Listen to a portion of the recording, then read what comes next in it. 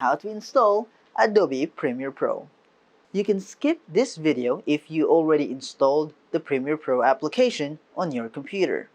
But if you need to install it, please watch this guide on how to install Adobe Premiere Pro in your computer. Let's get started. You can purchase a subscription or get a free trial version, available for both Windows and Mac computers. Your computer must meet software and hardware requirements.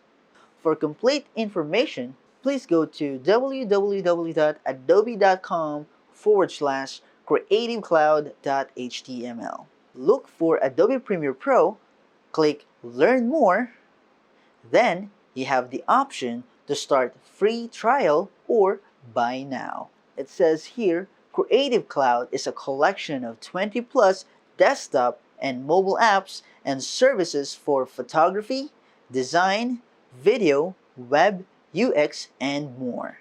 You also have the option to install other Creative Cloud software like Photoshop, After Effects, and Audition.